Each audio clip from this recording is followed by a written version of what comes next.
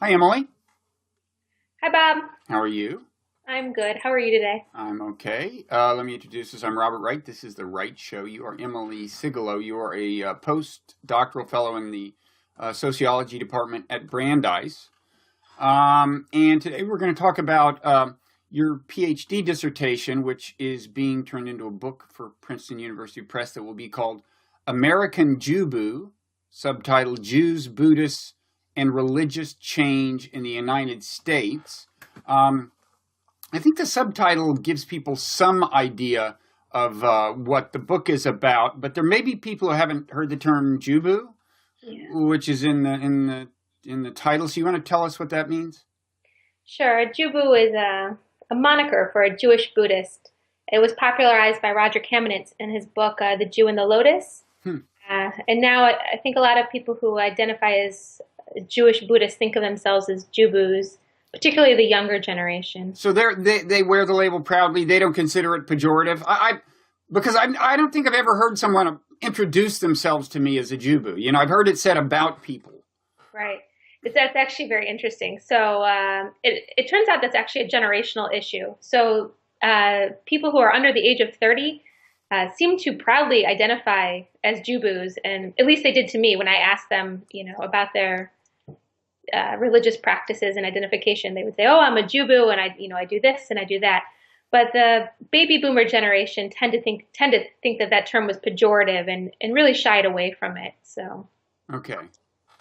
But so you're targeting a younger demographic maybe with your book, but Yeah, the title isn't firm, I should say. yeah, well, book And titles never are. and I actually went back and forth about it, trying to decide whether or not it was catchy and exciting or playful and too silly. Um, we'll see where. I think on commercial grounds alone, I would say it's a good idea, but I'm not an expert. And you may alienate some people my age, but we're all going to die pretty soon anyway, so I No. wouldn't worry about it. So let's talk about this then. The book, first of all, it sounds sweeping. I mean, because I read, I think somewhere on the internet that it explains how Judaism and Buddhism met, combined, and changed in relation to each other in America since 1893, which I assume is a reference to the Parliament of the World's Religions, which met in Chicago and resulted in a much broadened Western awareness of Eastern spiritual traditions broadly, including Hinduism as well as Buddhism.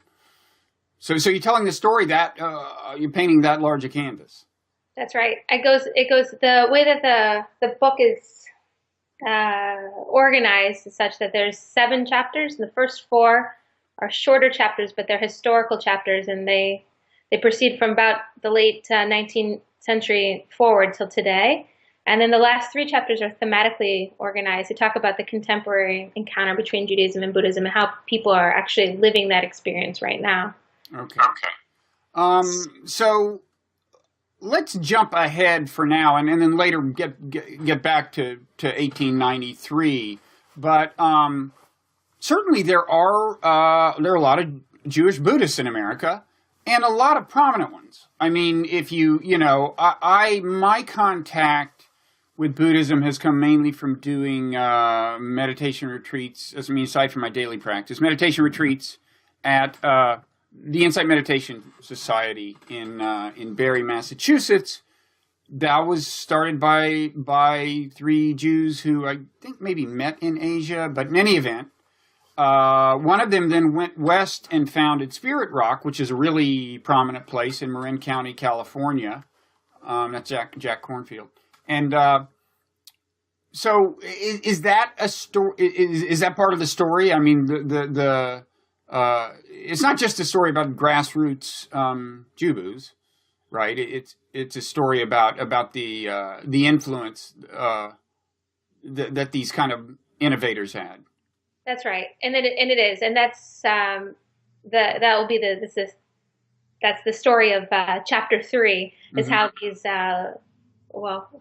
who are now Buddhist leaders how many of the, what their early stories were when they left America, went to Asia. A lot of them studied with very prominent Buddhist teachers in Asia, came back, and then started some very important, particularly in the insight meditation movement, very important Buddhist centers in America.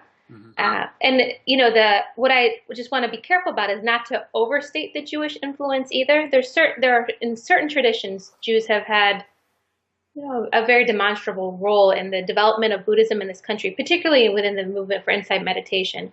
But that's not true for, Buddhism is, there's so many different Buddhist traditions and so many different types of Buddhists in America that I just always want to try to be careful to say they've had their influence here and here, but not elsewhere. Right? And we should say that insight meditation is sometimes called vipassana. The translation of the word vipassana is insight.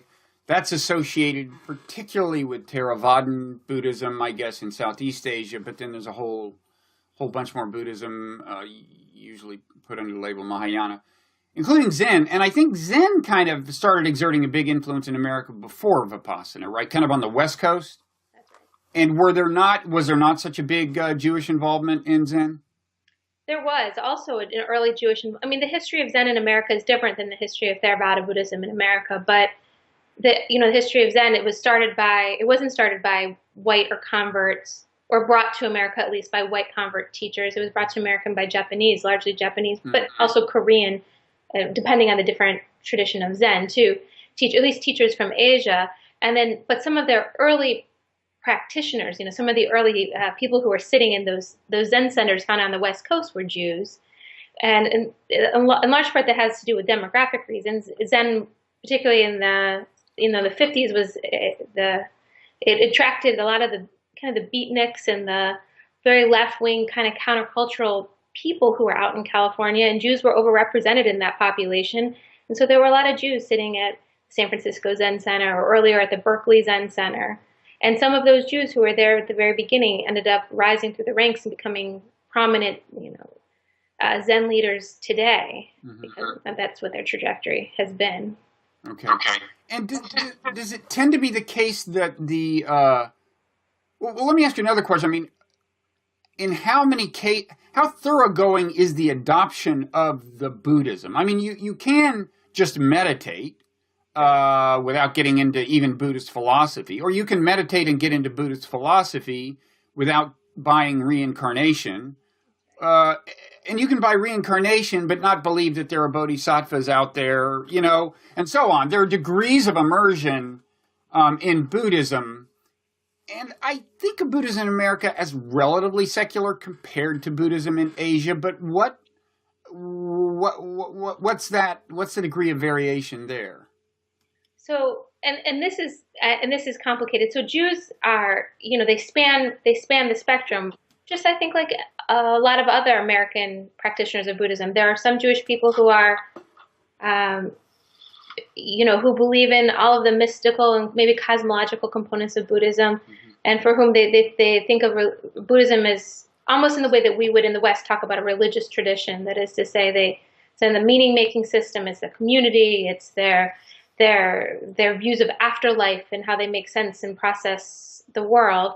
And then there's the other end of the spectrum. There's Jews, and many of whom actually still practice Judaism, and for whom Judaism they think is their religious tradition, and Buddhism is really just a practice. They think about it as a practice and meditation.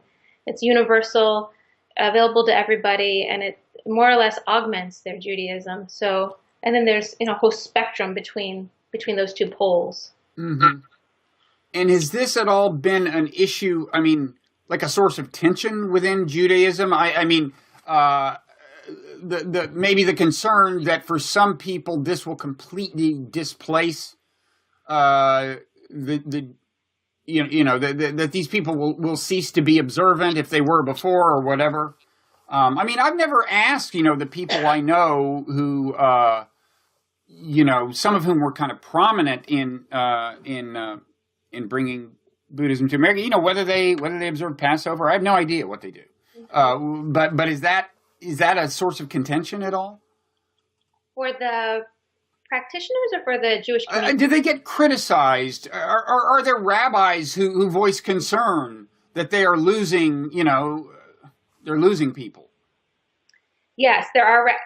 So I don't think I think this is a complicated issue. It's a historical issue too. Are there rabbis over the course of since 1893? There certainly have been rabbis who've been critical of this issue, and I think that the Jewish community felt the period in which I think they felt most threatened was in the 60s and early 70s, when there was this realization that many young Jews were looking to the East for sources of spirituality or community inspiration, and many of them were traveling to Asia, and looking there too, and that prompted some institutional response. But currently, there have been a few cases of rabbis speaking out against Buddhism, but for the most part, there's not a tremendous amount of fear of Buddhism within Jewish communities, or a sense of threat either. And particularly now that Buddhism has been more or less translated as a therapeutic practice by the fields of science and neuroscience, and it has all these proven benefits. If anything, I think many Jewish communities are supportive of the idea that their practitioners are meditating. Maybe not supportive of their meditating in Buddhist centers, but maybe supportive of their having a daily practice, that is to say. Okay. And are there people who have, are there specifically Jewish forms of meditation are there people who have made a point of preserving, the Judaism and integrating the meditation into it, and not just meditating alongside their religious practice, but actually kind of fusing the two? Yeah, absolutely. I actually think this is one of the most interesting results of the encounter between Judaism and Buddhism, is that there's this growth of this new movement for Jewish meditation, and I don't want to speak about it as if it's even if it's a unified movement, because there's actually significant divisions within the movement itself. And the movement really began also in the 60s and 70s, when I was talking a little bit before about the institutional response, and Jewish leaders became fearful that Jews were looking to Buddhism, maybe also Hinduism, for spiritual fulfillment, and not to Judaism. And so there was this sense that Judaism had its own authentic meditative practice. And so Jews, particularly maybe Jewish scholars, or certainly Jewish scholars, but also practitioners, looked to the Jewish past, to Jewish texts, to Jewish history for what they would think of as authentically Jewish meditative techniques. And so the first book written about Jewish meditation was written in 1972, so very recent. And they went back and looked at mostly Kabbalistic techniques that were meditative, but of course were very different than Buddhist techniques for reasons I can describe later what those look like. And there's a movement for Jewish meditation that really is maybe a reclaiming of these ancient Jewish meditative techniques or Kabbalistic techniques, and that's like one movement. And then there's another kind of movement that came more directly out of Buddhism, and what ended up happening is, as Jews started practicing Buddhism, and particularly started becoming leaders, certain figures, at least leaders within the Buddhist community, there was a sense that they wanted to bring these techniques to Jews. They thought they would benefit the Jewish community as well. And so there became a point in which they decided to try to figure out what would Jewish meditation look like. And Norman Fisher on the West Coast paired up with Alan Liu, and they kind of tried to work out, well, what would a Jewish meditation look like? How would we teach this to Jews? Sylvia Boorstein did this with some of her students also on the East Coast, all this was all happening basically in the late 80s and the 90s, continuing till today. And then they came up with what they would call this movement for Jewish meditation, which is really it's a blending of Judaism and Buddhism, taking particularly Buddhist meditation in sitting techniques and awareness techniques, and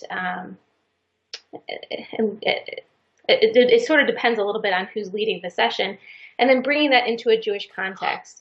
And this has created a movement for Jewish meditation, and now we can find Jewish meditation classes that are most Jewish community centers and synagogues. And the people who are practicing in the synagogues and the Jewish community centers, just the everyday person, they mostly don't have a sense that what they're doing has roots within Buddhism. Mm-hmm. To them, it feels like this is, let me use the word loosely, authentically Jewish experience. And is there something distinctively Jewish about it? I mean, when you say they brought it into a Jewish context, do you just mean they're doing it in synagogues, or did they actually add things to the practice or the philosophy? Yeah, it's really interesting. I talk about it as being this kind of a container that was built around a sitting practice. So maybe at the core of Jewish meditation is a Buddhist sitting practice. That varies a little bit from center to center, but we'll just say there was a sitting practice.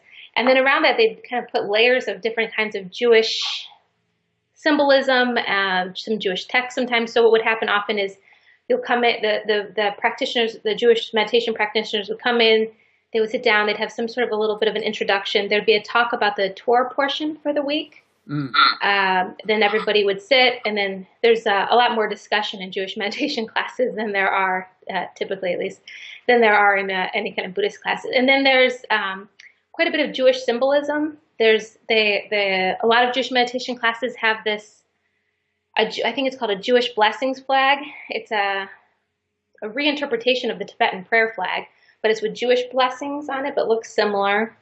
And they have cushions that are inscribed with the stars of David that the practitioners will sit on.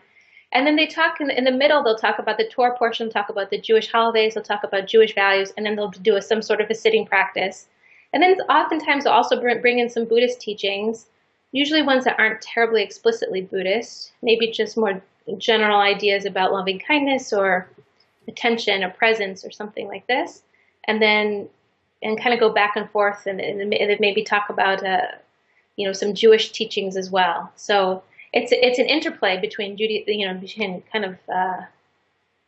between Judaism and Buddhism. Mm-hmm. But the meditation itself, I mean, if I just heard the kind of meditation instructions, it wouldn't strike me as unusual in any way. I mean, it's hard to think of something you would add. I mean, these meditative techniques have been refined for millennia.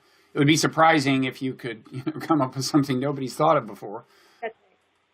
And many of the teachers who are leading these classes have been trained in the Buddhist world, typically either in the Zen world or in the with an insight meditation tradition. And so they take those teachings there and deliver those to the Jewish community. Mm-hmm. And so that the practice itself is strikingly similar. Okay. And then as for the Kabbalah, the kind of truly authentic form of Jewish mysticism, I'm curious about those meditation techniques because whenever I've done like Wikipedia level research into Kabbalah, what I come across is more the stuff about the that arcane system for interpreting the hidden meaning of texts, and stuff like that. And I've never come across an actual meditative technique, and I have not been sure really whether meditation was part of authentic Kabbalah or whether the term mysticism was just being used in some sense it's a little different from its usage as applied to Buddhism. Yeah, I mean they're really different practices. They call it this, or at least a lot of the times the teachers who teach Jewish meditation solely from within the Jewish tradition are teaching these practices that are meditative in the sense of that they require a certain degree of paying attention, but they're certainly not certainly not what a Buddhist teacher would think as being meditative. A lot of them focus on visualizations, on chanting, on Hebrew letters. Also, there's a lot, the Kabbalah is arcane in and of itself, and so there's some, focus on the meanings of different letters. And typically Jewish mystical practices or meditative practices were done only by men, only by learned men, and typically in the wilderness on their own, in solo, but not in a community, unlike, Buddhism. Mm-hmm. You wouldn't sit with other people. You would go out and have one would go out and have a meditative experience, a man would, and that would be part of this practice. So they're very different in form. Okay. And even some of those things you mentioned, I mean, visualization, that's part of Tibetan meditation right. too. I mean, like I said, it's hard to imagine something that's not already part of a Buddhist tradition. But in that case, that goes way back in the Kabbalah version of it. Right. I mean, it goes back to the early Kabbalistic teachers. Mm-hmm. and some of their mystical techniques, but I don't think that was even specific to the Jewish Kabbalists. mean, there were Sufis. There's a lot of mystical traditions that have, I think, similar practices of visualizations and chanting and things that, of course, Buddhism has also its own, as you just noted, it has its Tibetan Buddhism has its own, and others have their own forms of chanting or visualizations and things. But again, they have a different history and a different textual tradition and a, you know, in a different context in which those things were happening. Okay. So I said I wanted to get back to 1893 at some point when the Parliament of the World's Religions met in Chicago, and I guess your book starts there? Yep. Okay, so, and there's Jewish involvement from the get-go, is there? So I start with this man who's this really interesting guy. His name is Charles Strauss, and he's the first non-Asian to take on the Buddhist precepts in America. He does this publicly at the World's Parliament of Religions. And I tell his story, where he came from, what his family was like, how the community responded, and then talk a little bit more just about the Jewish interest in Buddhism in the late 19th century more generally, which was it's very difficult to know numbers, but it seems at least considerable. I mostly looked through lots of different Jewish newspapers to see what was written about Buddhism, what was the conversation, you know, what were the classes that were offered, what books were people reading. And people were reading Buddhist books. They were listening to lectures on Buddhism in synagogues or Jewish centers. There was a particular interest when this comes out of a particular interest in Asian art and literature. And so they were kind of interested in the Orient, as it was called. And there was a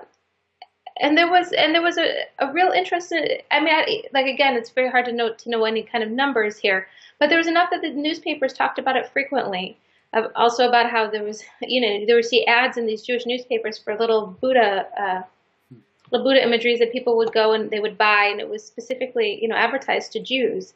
So, and I described that. And is this more or less a continuous story from 1893 on? I mean, in every decade, you found stuff. That's right. It was much, it's continuous except for during the wars. And then, of course, there's kind of a lull in any kind of spiritual seeking activity in World War I, World War II. But it is a continuous story, but it's kind of each period of time tells a different story as well. And I should also say, during the 19th century, those Jews who really were interested in Buddhism, it was very much an elite phenomenon. It was people who were urban Jews who were mostly educated, wealthy, largely of German descent, and there was a sign of sophistication to have to know a little bit about Buddhism, to have read a little bit about Buddhism, to perhaps have some Asian art in your house, and to be able to pull out a quote or two from the teachings of the Buddha. And it continued to be an elite phenomenon all the way up mostly until the 1950s and 60s, and then it became much more of a popular phenomenon. Well, countercultural and then popular phenomenon. And do you have any sense whether during the early part of the 20th century there was kind of disproportionate Jewish involvement? I mean, an American Jew was more likely to be involved in Buddhism than an American Christian. I imagine actual data would be pretty hard to come by, but do you have any sense for that? Yeah, I don't know that. I know that I don't know. So I gather there's kind of an upsurge with the Beatnik era. Is it more or less kind of a simmering thing for the first half of the century, and then I don't know, I would imagine mid to late 50s or something, you start seeing more activity. Is that it? That's right. It's kind of maybe you can imagine a slow, gradual progress in intensity. The intensity kind of slowly creeps forward, and then it takes like a big exponential leap beginning in the 50s and then forward from there. Mm-hmm. And I mean, it's like in Jack Kerouac's On the Road. I guess that's where the term Dharma bums comes from. Is that right? Yep. Yeah. And Allen Ginsberg. I mean, I guess Kerouac probably wasn't Jewish, but Allen Ginsberg was involved in all that, right? That's right. And that's more of a West Coast story at that point? Yeah, that was much more of a beatnik story, so a West Coast story. And it was also a countercultural, artistic, poetic story too. A lot of those early Buddhists were Buddhist sympathizers. I don't know. They didn't practice Buddhism. They mostly read about Buddhism. They were writers and poets and artists, and they found inspiration within Buddhism. And Buddhism to them was also very anti-establishment and in some ways maybe even anti-America. And there's sentiment that they were part of this kind of larger counterculture, and this was the philosophy of the Buddhism or philosophy of the Buddha that they were embracing. It didn't really turn into a Buddhism as a practice, maybe as we would think about it now, for another, until the early 70s, really. You mean in the 50s, for example, they weren't actually doing much meditating? It was more just espousing the philosophy? The beatniks were not doing much meditating. There was meditation as a seated practice. I mean, it started at the beginning of the Zen tradition in the late 50s and the early 60s, but it didn't really take off until like a decade after that. So, and like the San Francisco Zen Center is a big place for all this, right? That's an important. Exact. California was sort of the site of early activity. And there they were actually teaching people to meditate, presumably, right? Yep, that's right. And are there other big, how do you think of kind of the big blips in your story from then on? Big blip? You mean blips? Well, I mean, particularly prominent periods where whether it's new traditions coming in or new kinds of people being drawn to it, or, there's Zen and kind of West Coast, but then it keeps showing up in different forms or not? Then there's Zen and West Coast, and basically the Jewish involvement in Buddhism runs parallel to the American encounter with Buddhism in some respects. So where you saw Buddhism kind of taking root in America, you also saw Jews beginning to engage with it then, largely because Buddhism, up until very recently was mostly an urban, it almost had an urban character to it. It was happening in big cities, particularly on the coast. Of course, there were lots of Jews in big cities on the coast during, for a while now in America. And so there was a Jewish presence where Buddhist activity was happening.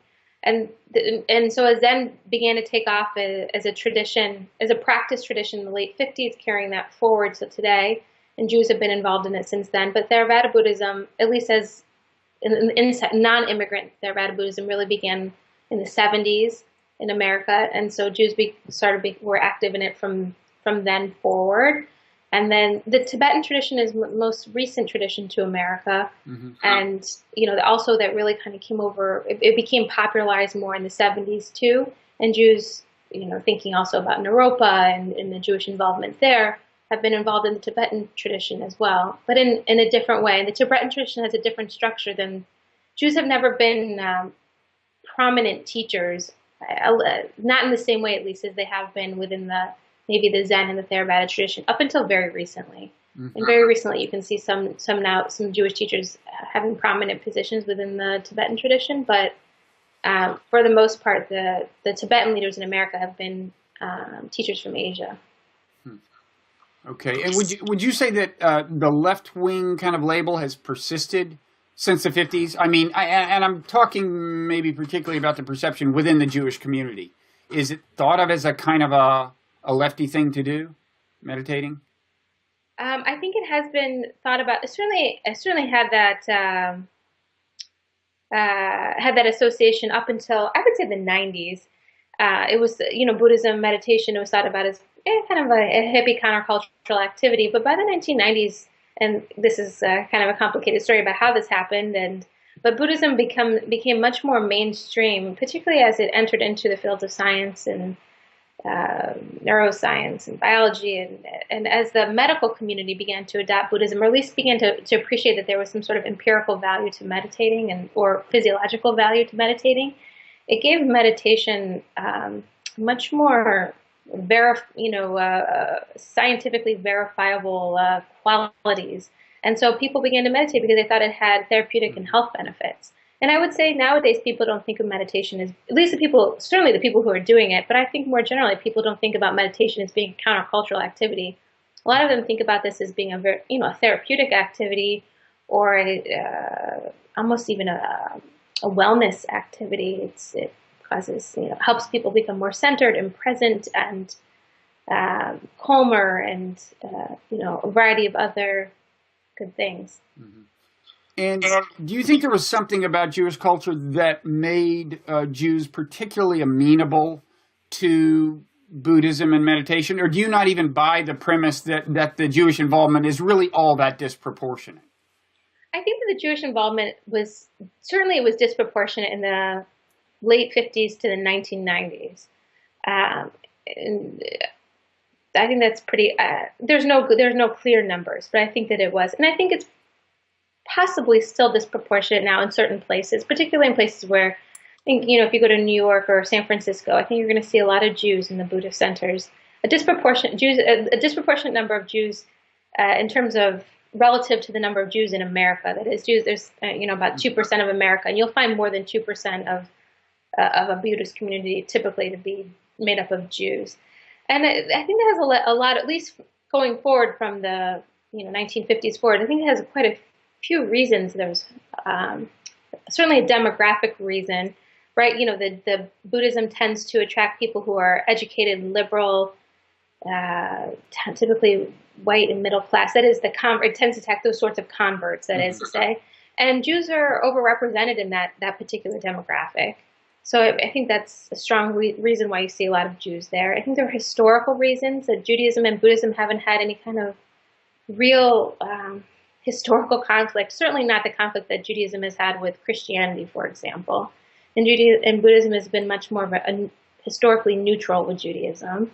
And I think there's religious reasons as well, particularly, there's religious in terms of, I guess this is almost organizationally religious reasons, that there's in Jewish synagogues, for example, it'd be hard pressed to find any kind of bylaw that said a member of this community is not allowed to practice meditation, but there are actually institutional rules against Jews who would practice Christianity. But again, this is also tied to the historical reasons. But people can practice in their synagogue and can go to a meditation center because they're not forced to make any kind of either or decision from their communities either. And those organizational reasons apply to Buddhism as well. In the Buddhist centers, they're very open and flexible, and they don't ask people to necessarily take a vow or to give up their former religion when they begin to practice meditation, and it allows for that degree of flexibility. Right.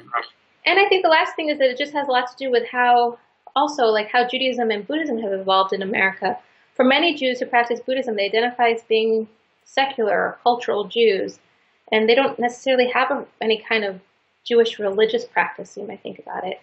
And so they can kind of keep this cultural identity and practice Buddhism, and they don't sense any real conflict there. And for the Jews who maybe are observant Jews, Buddhism has kind of evolved into this, evolved into a form in which many people now think of it as just being a practice and not being a religion, and kind of not even necessarily being tethered to a tradition. So for those Jews who do observe Judaism, they just think that they have another practice. They just have this Buddhist meditation practice that, that supports their Jewish religion. Yeah. And so, for all these reasons, I think that continue to see, and have seen Jews involved in Buddhism. Mm-hmm. I mean, in some Christian churches, I think you're starting to hear about mindfulness, and I mean, certainly, ultra liberal.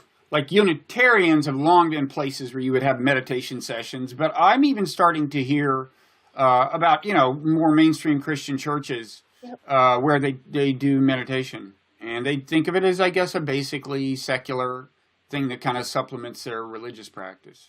That's right. So how did you get interested in this? I got interested in this project when I was a first year graduate student at Brandeis. My advisor was Wendy Cadge, and she had written a book about comparative ethnography about Theravada Buddhism in America. And I had read her book, and she talked about, in her particular study, I think 30% of the people she interviewed at the Cambridge Insight Meditation Center were of Jewish background. And she talks about how there seems to be this disproportionate interest, but she doesn't really know why. And we had this long conversation about it, and she had just said to me, if this is something you're interested in, just let me know. I'd love to talk more about it. And at the time, that was new to me. And so I told her I would think about it. And I spent a summer poking around, sitting in various different meditation centers, various different Buddhist meditation centers. When you say sitting, you mean actually meditating? Meditating in, yep. Yep. I would go to as many sits as I could. And, I did at least as many as I could over the course of that particular summer when I had the time to do it. And also in Jewish meditation classes too. And at the end of the summer, I was convinced there was a really interesting story there. And had you meditated before you met your advisor? No. So I came to meditation. I came to this whole project through kind of the scholarly enterprise. So. And do you still meditate? Meditate. I try to. I have little kids at home. So oh, well, so much for that project. It's harder to carve out quiet time. But I try to, and I find it to be very, I find it to be very therapeutic, actually. Mm-hmm. When you can do it. I mean, that's the irony is, when you have kids, you need the therapy more and more, but you have less and less time for it. In general, it seems to me the more you need to meditate, the more things there are in your life or your personality, your psyche that make you need meditation, the harder it is to meditate. That's right. Although I have to say that my daughter's public school now has classes in meditation for the kindergartners. And so sometimes she and I will do it together because she'll teach me what she learned in school and we'll sit together for a few minutes. Of course, her attention span is not great, but, we can... That's one of those things I was referring to. I have a very limited attention span, and that's one, and so I could probably benefit from meditating, and I do meditate, but the limited attention span does make the meditation hard. Yes. Yeah. And meditation makes you aware of how limited your attention span is when you sit down and try to focus. That's right. So, are there any big parts of your developing book that we have failed to cover? You said there's 7 chapters. Any major topics you want to talk about?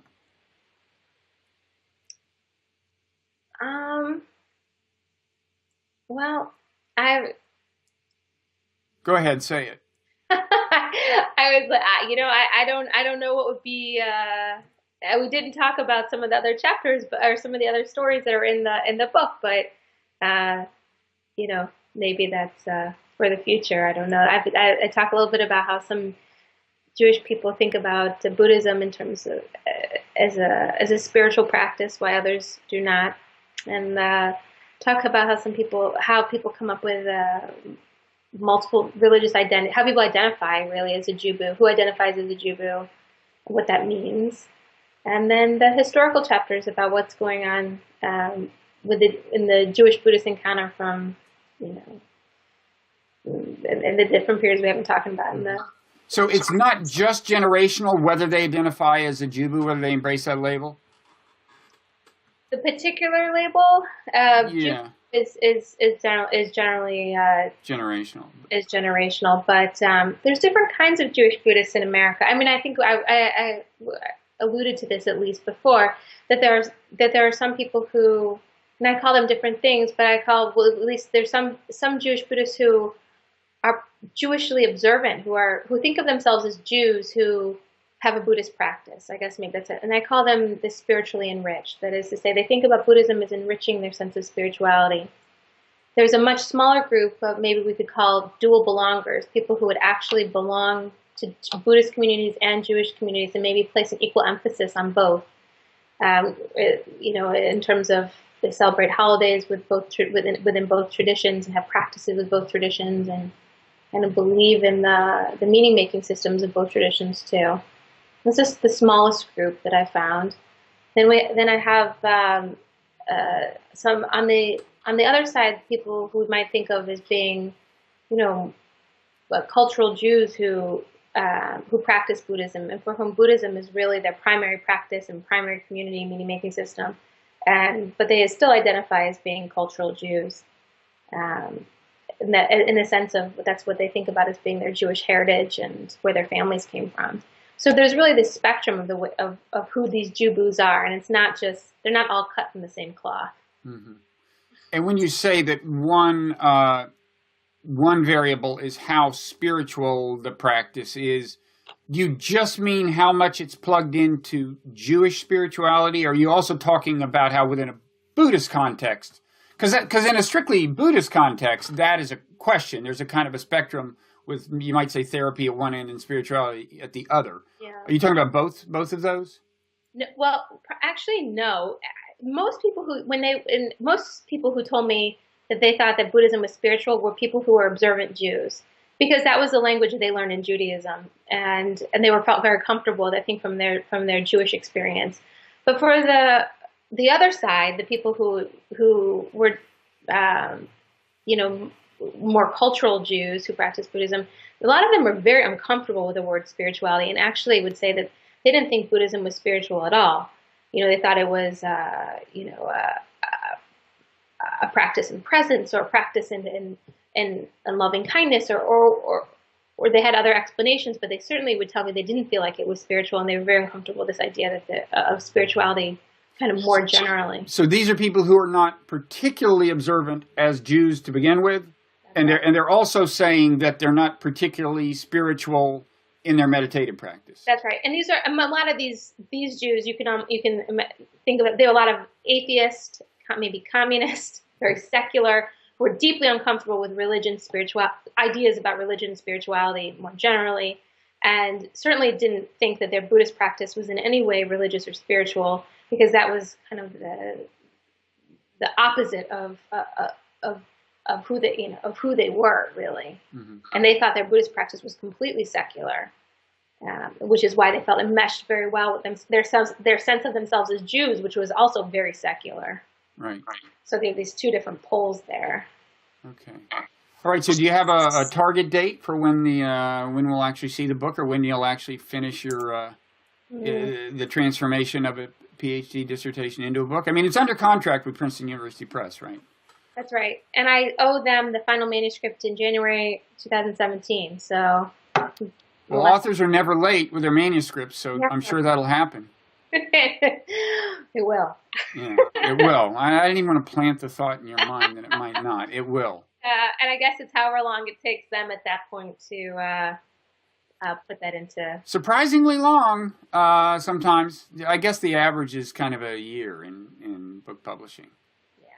But this, I think this will be of enduring value and interest, so you don't have to rush.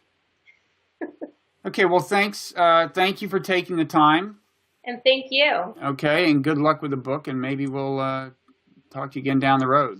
All right, sounds great, Bob. Take care. Good afternoon. Bye-bye.